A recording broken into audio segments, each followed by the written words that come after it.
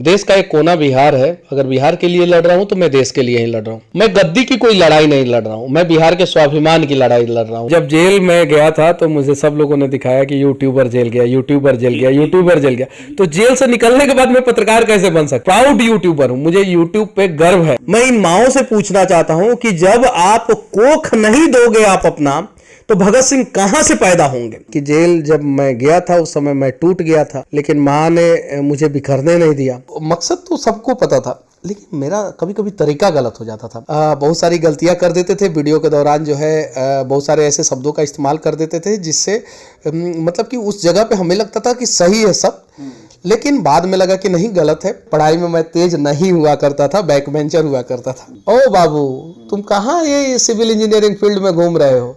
तुमको तो इंजीनियर हम इसलिए नहीं बनाए हैं कि तुम अपना घर बनाओ, तुम अपना झोली भरो। तुमको इंजीनियर इसलिए बनाए कि बिहार का रोड सही कराओ।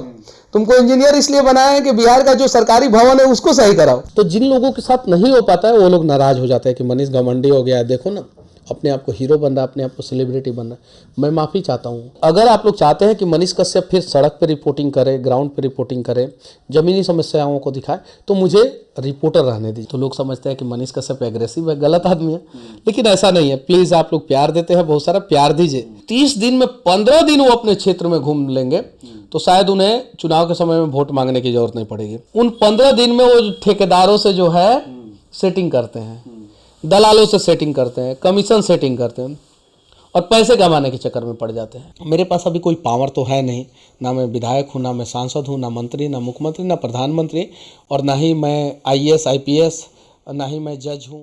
मनीष जी, जय श्री राम। जय श्री राम। पहले तो अयोध्या की पावन धरती पर आपका स्वागत है और उसके बाद नारद टीवी पर स्वागत है।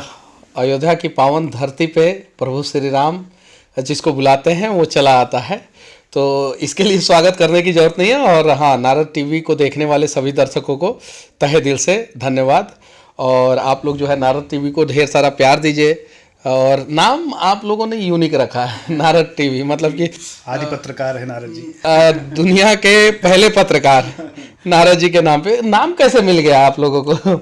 नहीं, जब ये ऐसा हुआ ना कि शुरुआत किया जाए, तो हम 2-4 लोग, दोस्त लोग मिलकर के प्लानिंग कर रहे थे। एक बड़े भाई साहब थे, तो उन्होंने पत्रकारिता की पढ़ाई की हुई थी, तो नाम पर बार बार आ रहा था कि नाम ऐसा क्या रखा जाए कि लोगों के जहन में भी एक बार हो जाए और उसका अर्थ भी बदला रहे। तो बहुत सारे न्यूज़, ये न्यूज़, व्यू न्यूज़, ये सारी बहुत चीज़ें चलती रहती हैं।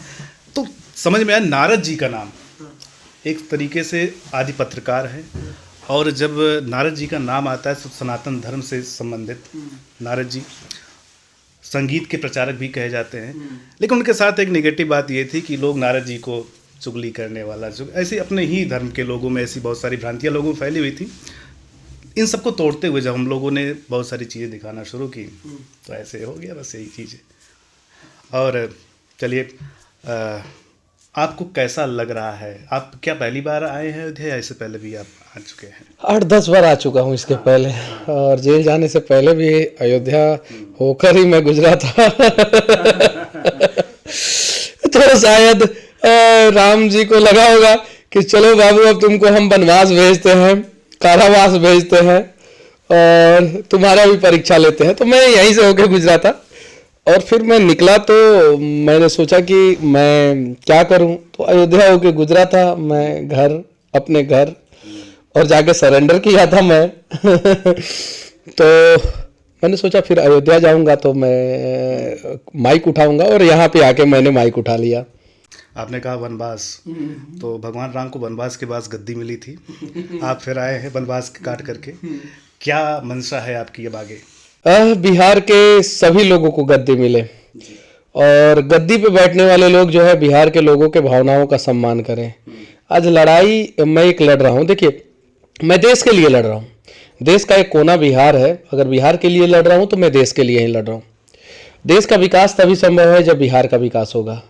देश का विकास तभी संभव है जब देश में राम राज आएगा, और राम राज आएगा तो राम राज्य में जो है, चाहे वो धोबी हो जिन्होंने माँ सीता के बारे में बोला था तो राम जी ने वनवास भेज दिया था, चाहे वो भरत हो, चाहे लक्ष्मण हो, चाहे हनुमान हो, मतलब कि सब पे राम का स्नेह जो है वो समान रूप से था।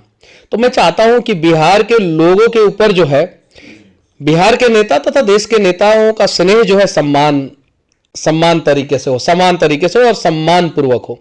तो इसका प्रयास है और इसकी लड़ाई मैं लड़ रहा हूं।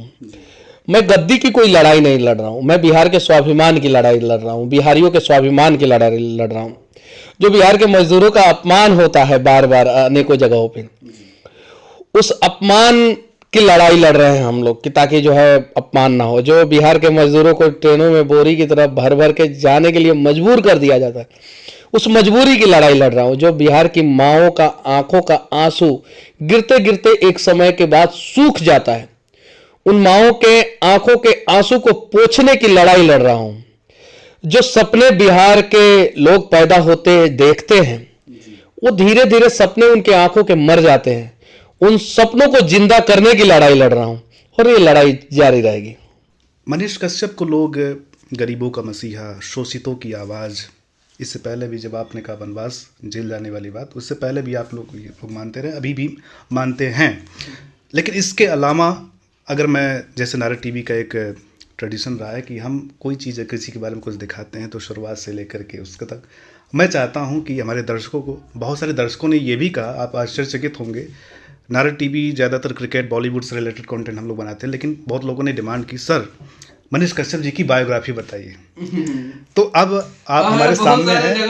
देखिए, मेरा डेट ऑफ बर्थ 91 है, 9 मार्च 91 है। बहुत सारे जगहों पे जो है 89 डाल दिए। अरे ऐसे ही मेरा बाल पक गया है, उम्र जो है 31-32 साल हो गया है, आप और डेट ऑफ बर्थ गलत डाल दोगे, बहुत सारे जगहों पे डाल दिया गया, तो ब्याह हुआ का जो 1% संभावना है वो भी खत्म हो जाएगा। ये चीज है। तो मेरा जन्म जो है 9 मार्च 91 को जो है महानवा डुमरी गांव में, डुमरी जो मेरा ममहर है वहाँ पे हुआ था। मेरे नाना जी जो है वो उस गांव के डॉक्टर थे, जैसे आम बोलचाल में झोला छाप डॉक्टर जिसको बोला जाता था वो, और मुखिया भी उस गांव के मेरे नाना जी थे। मेरे पिताजी जो है, मेरे जन्म के बाद जो है मेरा छोटा भाई का जन्म हुआ और उस समय मेरे पिताजी का ज्वाइनिंग जो है भारतीय सेना में हुआ। मेरे पिताजी ASC में है, आर्मी सप्लाई कोर में है मेरे पिताजी। बहुत सारे लोग बोलते हैं कि धोबी का काम करते हैं आर्मी में। अरे धोबी का काम भी स्वाभिमान की काम है। आर्मी में जो धोबी का काम कर रहा है उसका अपमान आप लोग नहीं कर सकते हैं, लेकिन मेरे पिताजी वो काम नहीं करते हैं। मेरे पिताजी ASC में, सप्लाई कोर में है। आर्मी के हॉस्पिटल में भी पोस्टेड रह चुके हैं, आर्मी के कैंटीन में भी पोस्टेड रह चुके हैं। और मेरे पिताजी जो है जम्मू कश्मीर में 12 साल रहे और नॉर्थ ईस्ट में उनका जो है आधा से अधिक समय जो है नॉर्थ ईस्ट में, असम में, नागालैंड में, इन सब जगहों पे गुजरा। मेरे दादाजी जो है वो आर्मी में ही थे और मेरे मतलब कि गोतिया में, जिसको पटीदारी बोलते हैं, उसमें सभी घर में जो है वो आर्मी में है। और मेरे दादाजी के पिताजी, मतलब हम लोग के परदादा जो थे वो हमारे पटीदारी में बहुत सारे लोग जो है स्वतंत्रता सेनानी थे। मेरे दादाजी को 4 बीघा ज़मीन मिला और उससे जो है हम लोगों का जो है आर्थिक स्थिति सही हुआ और धीरे धीरे जो है मेरी पढ़ाई जो है गांव के स्कूल से, सरकारी स्कूल से शुरू होकर जो है पिताजी के साथ मैं आर्मी चिल्ड्रन स्कूल में पढ़ा, मैं पूना में। उसके बाद से मैं विद्या मंदिर में पढ़ा, एक सरिस्वा में स्कूल था नवीन आदर्श विद्या मंदिर, उसमें भी पढ़ा। उसके बाद से सरस्वती विद्या मंदिर में पढ़ा। उसके बाद से मैं पूना चला गया, रासोनी कॉलेज में मेरी पढ़ाई हुई, इंजीनियरिंग खींच खाच के मैं इंजीनियरिंग पास किया बड़ी मुश्किल से, लेकिन डिग्री मेरा ओरिजिनल है। बहुत सारे सब्जेक्टों में जो है मुझे क्रॉस लग गया, बहुत सारे सब्जेक्टों में मैं फेल हो जाता था, M1 M2 M3 समझ में नहीं आता था। तो हाँ, लेकिन प्रैक्टिकली नॉलेज मुझे था। जब इंजीनियरिंग कंप्लीट हुआ तो मुझे जॉब मिला और मेरे एक शिक्षक जो है, अभय सैलार नाम था उनका, तो उन्होंने चैलेंज किया था। मैं पीछे बेंच पे बैठ के जो है, हम लोग हंसी मजाक थोड़ा कर रहे थे, वो पढ़ा रहे थे, तो मुझे आज भी उनका वो बात याद है कि मनीष क्या हो रहा है। हम लोग बोले सर लिख रहे हैं बोर्ड पे जो आप लिखवा रहे हैं, तो क्या लगता है तुमको जॉब मिल जाएगा, उन्होंने बोला था। तो मैं बोला कि सर कॉलेज कितने लोगों को प्लेसमेंट कराता है, तो उन्होंने बोला सिविल में किसी का नहीं। एक्चुअल में उस समय सिविल का मार्केट डाउन था उस समय, तो सिविल में किसी का नहीं। उनका बात तो मुझे याद है और क्लास में मेरे सारे मित्र जो है वो ये बात बोलते भी थे, तो सिविल में किसी का नहीं। तो मैंने बोला किसी का नहीं कराता है तो मनीष कश्यप अपना प्लेसमेंट खुद करा लेगा और पहला ऐसा होगा जो जिसका प्लेसमेंट होगा। तो ये चैलेंज लगा था 3rd ईयर में।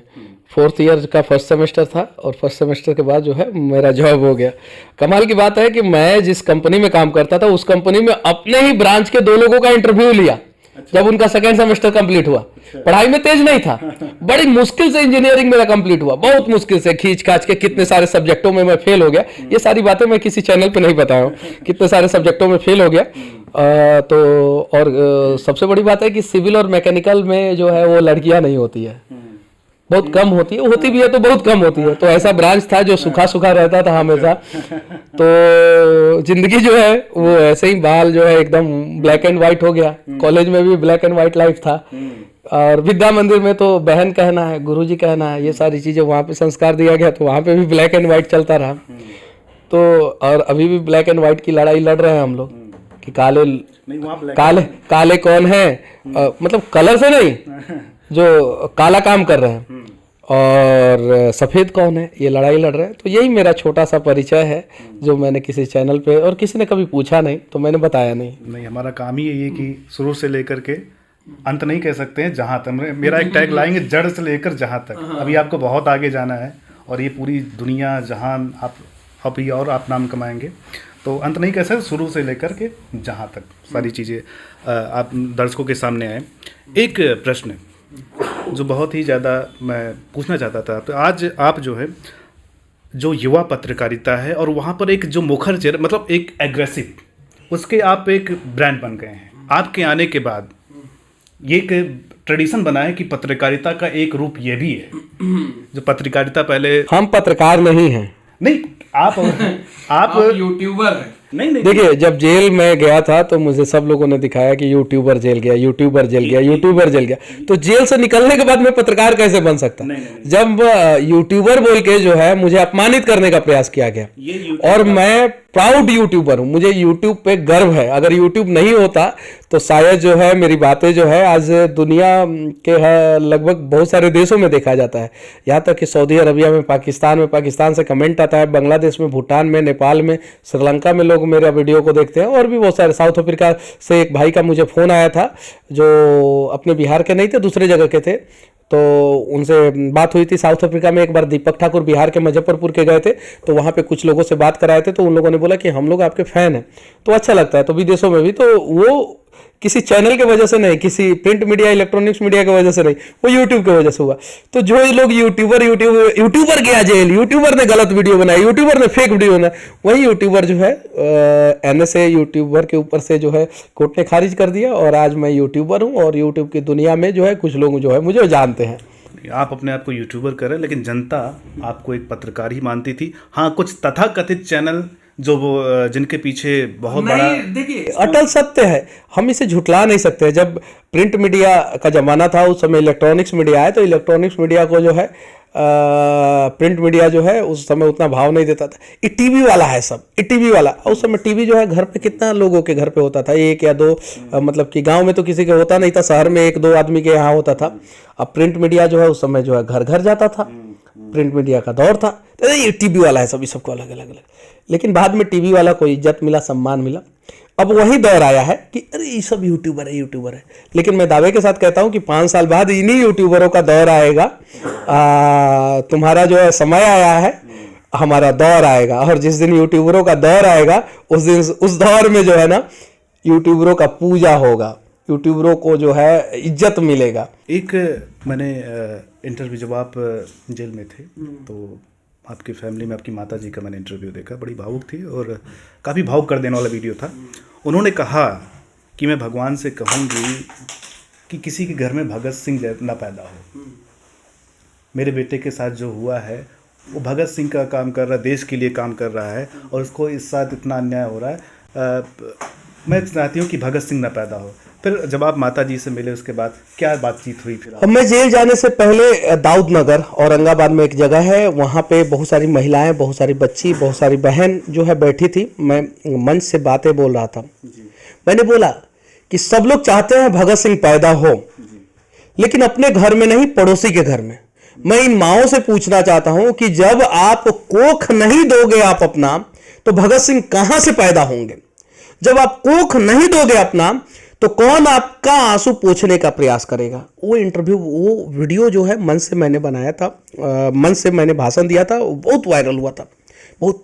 तो आज भारत की माँओं को ये निर्णय करना पड़ेगा, आपको कोख देना होगा, तब जाके भगत सिंह पैदा होंगे, तब जाके सुभाष चंद्र बोस पैदा होंगे, तब जाके सरदार पटेल पैदा होंगे, तब जाके चंद्रशेखर आज़ाद पैदा होंगे, तब जाके ऐसे लोग पैदा होंगे, रविंद्रनाथ टैगोर, ऐसे लोग पैदा होंगे जो देश के लोगों की बात करेंगे और अपने जान की परवाह भी नहीं करेंगे, अपने खून से जो है वो धरती को सींच के जो है इसे उपजाऊ बनाने का प्रयास करेंगे। जैसे कि सोना जब आग में तपता है, कहते हैं कुंदन बनता है।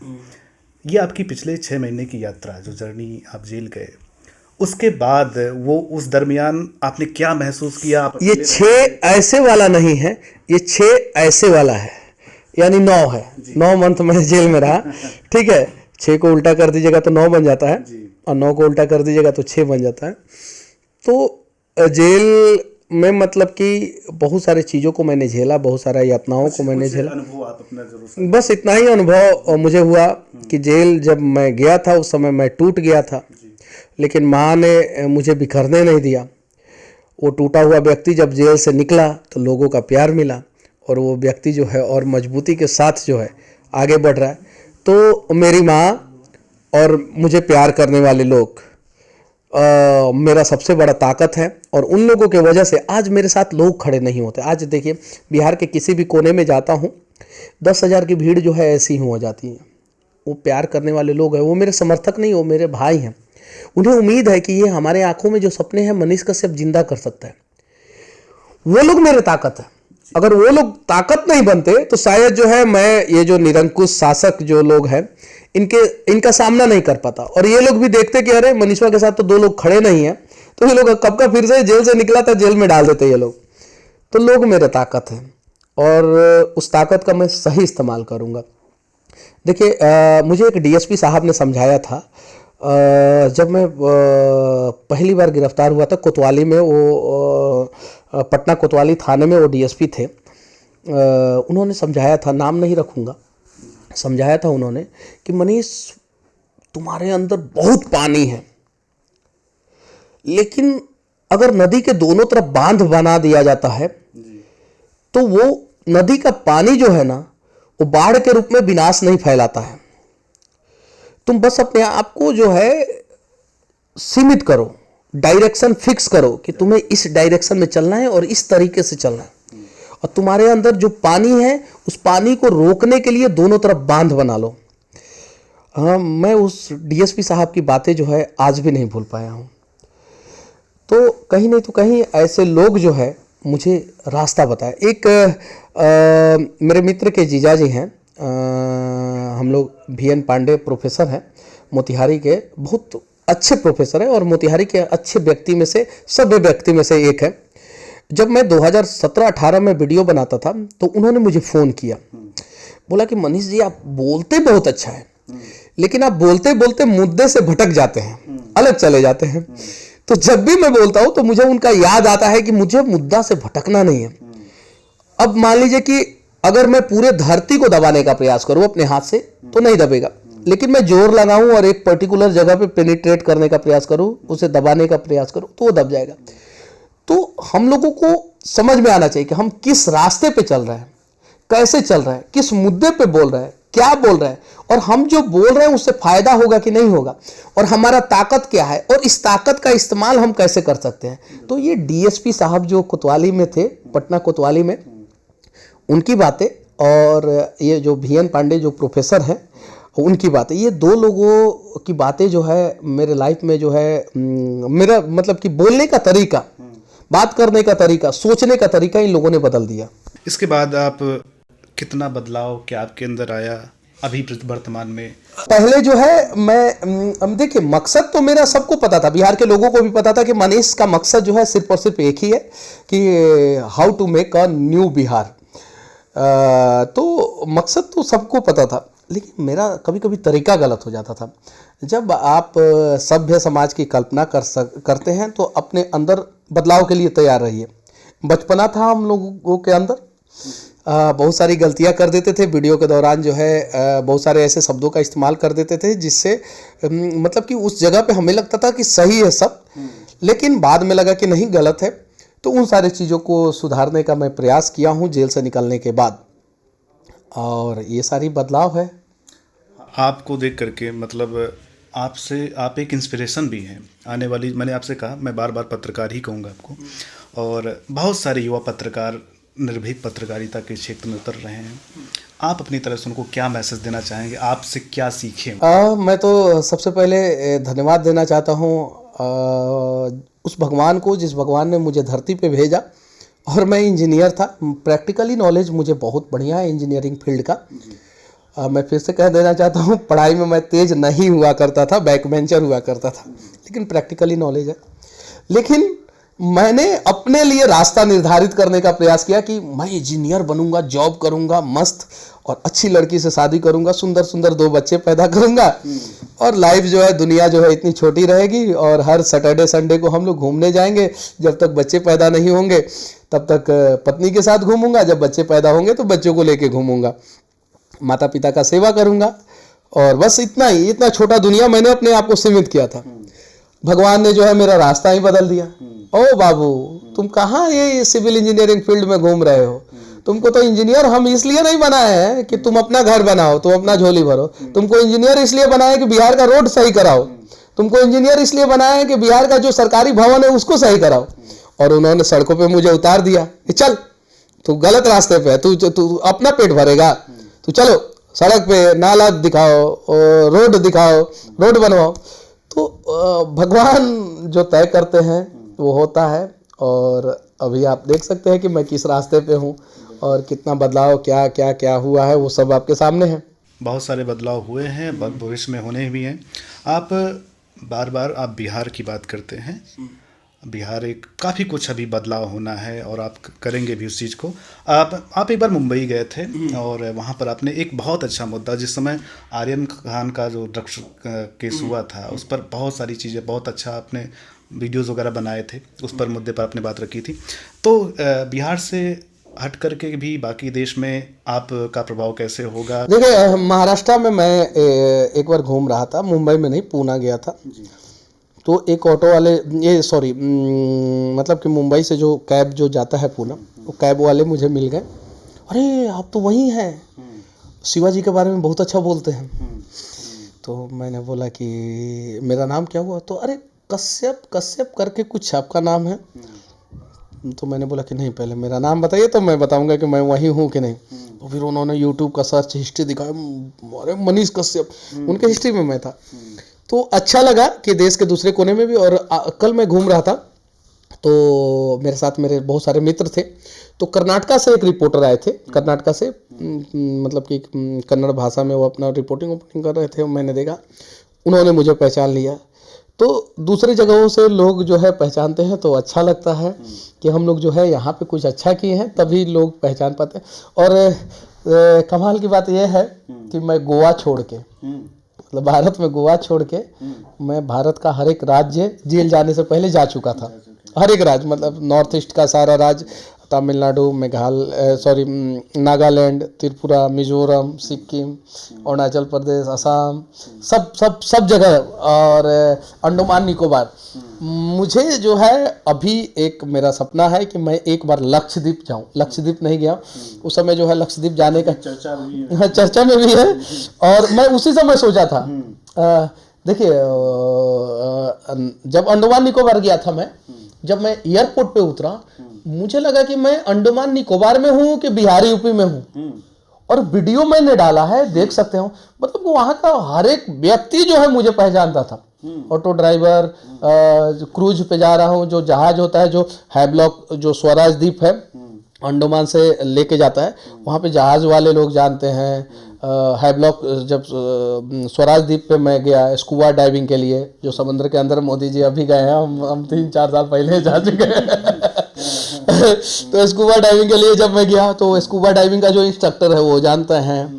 जब हम लोग खाने गए एक ढाबा में, तो वहाँ पे लोग जानते हैं, तो अच्छा लगा कि कुछ तो अच्छा कर रहे हैं कि अंडमान से लेके जो है, और अब लक्षद्वीप जाके देखना है कि वहाँ के लोग मुझे जानते हैं कि नहीं। तो एक सपना है कि लक्षद्वीप जाएंगे, और गोवा पता नहीं क्यों नहीं गए, लेकिन एक ना एक दिन जो है वहाँ पे भी जरूर जाएंगे। अच्छा, अभी मैं देख रहा था, अभी जब आप आए अयोध्या में आए, वहाँ भी मिले आप, शाम को मुलाकात हुई, यहाँ भी काफ़ी यूथ में आपकी फ़ैन फॉलोइंग काफ़ी अच्छी है, सब लोग आपसे तस्वीरें तो बस ये सवाल यही रखिए, जवाब मैं दे रहा हूँ। कि मैं ये जानना चाहता हूँ कि कभी कभी कुछ ऐसा हो जाता है ना कि भाई फोटो खिंचवाने आ रहे हैं, नहीं हो पा रहा है, ऐसे दर्शकों को क्या मैसेज देंगे? क्या है कि इसीलिए बहुत सारे लोग जो है सड़कों पे उतरना बंद कर देते हैं।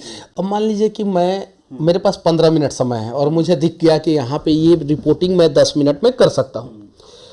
जब मैं सड़क पर रिपोर्टिंग चालू करता हूँ तो लोग आ जाते हैं, वो प्यार करते हैं मुझे, वो अपना समय जो है बर्बाद करके मेरे पास आ रहे हैं, उन्हें फ़ोटो खिंचवाना रहता है। 2-4 लोगों के साथ होता है, 10-20 लोगों के साथ होता है, कभी 50-100 लोगों के साथ हो जाता है, बाकी लोगों के साथ नहीं हो पाता। तो जिन लोगों के साथ नहीं हो पाता है वो लोग नाराज़ हो जाते हैं कि मनीष घमंडी हो गया है, देखो ना अपने आप को हीरो बन रहा है, अपने आप को सेलिब्रिटी बन रहा है। मैं माफ़ी चाहता हूँ, हमारी भी मजबूरी को आप लोग समझें। मतलब कि आप लोग बहुत प्यार देते हैं, आप लोग पूरा मतलब कि मेरा झोली भर देते हैं हमेशा। अभी मंदिर के ऊपर मैं रिपोर्टिंग कर रहा था, बहुत सारे लोग थे, बहुत अच्छे लोग थे।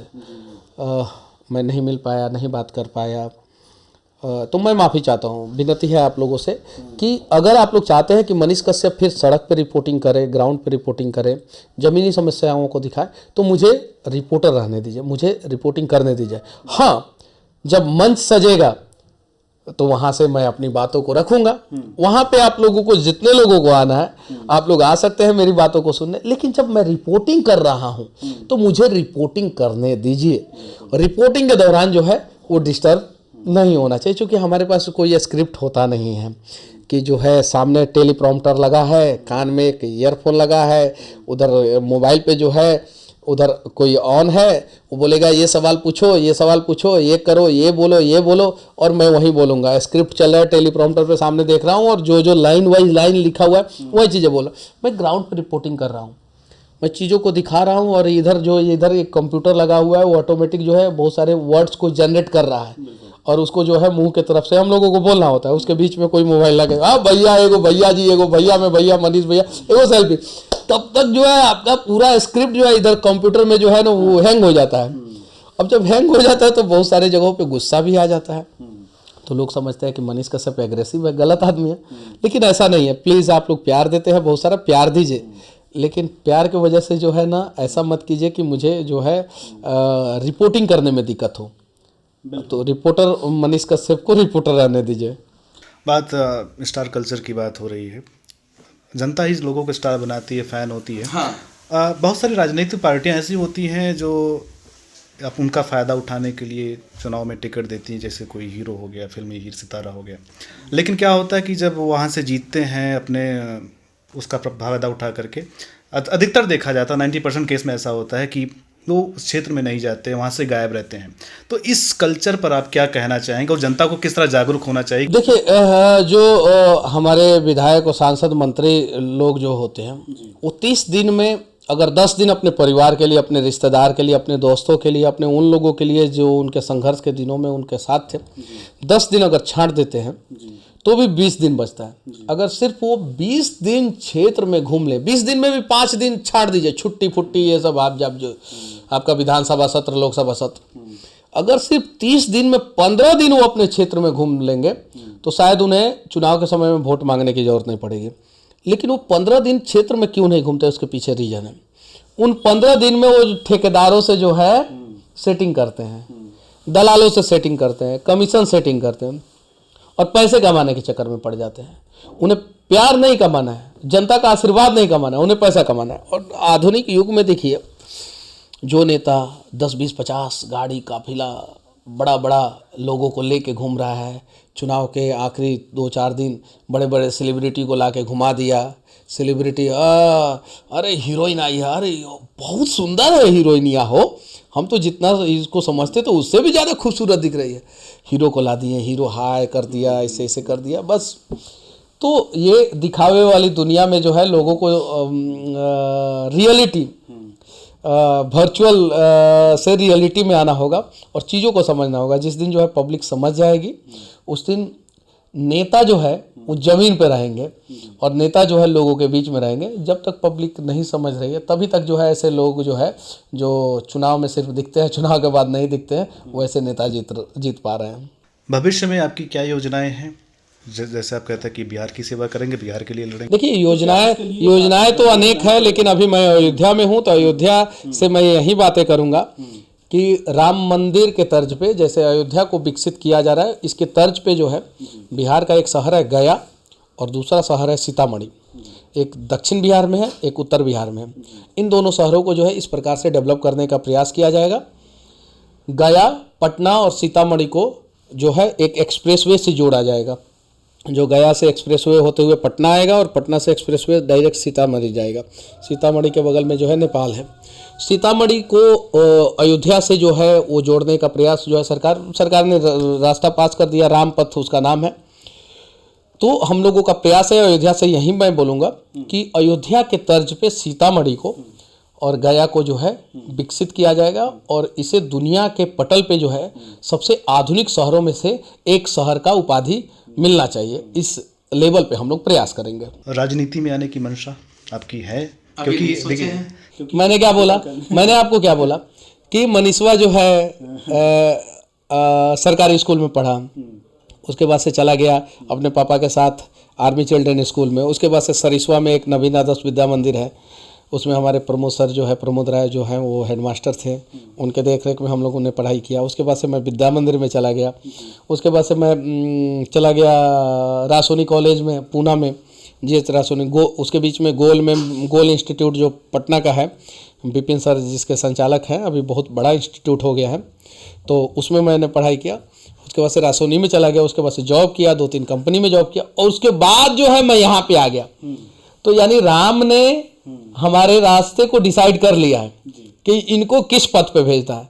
राम जिस रास्ते पे भेजेंगे उस रास्ते पे हम चलेंगे, क्यों नहीं चलेंगे। मुझे थोड़ी पता था आज से 5-6 साल पहले कि मैं नारद टीवी के शो में जो है बैठा रहूँगा और मेरी कहानी जो है वहाँ पे पत्रकार लोग पूछेंगे। मुझे ये थोड़ी पता था कि आज तक के शो में मैं बैठूँगा, न्यूज़ 18 के शो में मैं बैठूँगा, जी न्यूज़ के शो में मैं बैठूँगा। मुझे नहीं पता था, सच कहूँ तो। लेकिन भगवान जो निर्धारित करते हैं, देखिए हाथों की लकीरों को देख के अगर हमें पता चल जाए कि भविष्य में हम क्या करने वाले हैं, तो शायद जो है सब लोग जो है अपने अपने रास्तों पे निकल जाएंगे और किसी की ज़िंदगी में संघर्ष आएगा ही नहीं। लेकिन हमें ये पता नहीं चलता है और हाथों की लकीरें जो है आपके कर्मों से बदलते रहता है। अगर आप कर्म करेंगे तो ये लकीरें भी बदलती हैं। ये साइंटिफिक लोग भी इस पे रिसर्च कर चुके हैं और इसका बहुत सारा एग्जाम्पल है। तो मेरे कर्म के हिसाब से भगवान इस लकीर को जिस तरफ खींचेंगे, मुझे जिस तरफ रास्ता दिखाएंगे उस तरफ मैं चलने का। हम आस्तिक लोग हैं, हमें भगवान पे भरोसा है। जो लोगों को भरोसा नहीं है वो नास्तिक लोग हैं, वो भले कुछ भी कहे, लेकिन मेरे लिए मेरे आराध्य, मेरे प्रभु, मेरे भगवान, मेरे श्री राम ने रास्ता डिसाइड कर लिया और उस रास्ते पे समय समय पे जो है वो चलवाने का प्रयास करेंगे और मैं चलूँगा। सनातन धर्म को लेकर के आप बहुत प्रतिबद्ध, काफ़ी आपने बहुत अच्छा काम किया है। मंदिरों को लेकर के बार बार आप ये कहते हैं, जो कहते हैं कि नहीं हॉस्पिटल, हम लोग तो जागरूक करते हैं लोगों को, हाँ सबका अलग अलग। देखिए बहुत सारे साधु महात्मा हैं जो अपना जीवन समर्पित कर दिए हैं, जो सुबह 4 बजे उठते हैं और नहाते हैं, ठंडा हो, गर्मी हो, बरसात हो, कभी भी हो, उनके कपड़े सूखे हो या नहीं सूखे हो, 2 कपड़े रखते हैं और हर दिन जो है वो मतलब कि धोया हुआ कपड़ा पहनते हैं। वो लोगों ने भी समर्पित किया अपने आप को।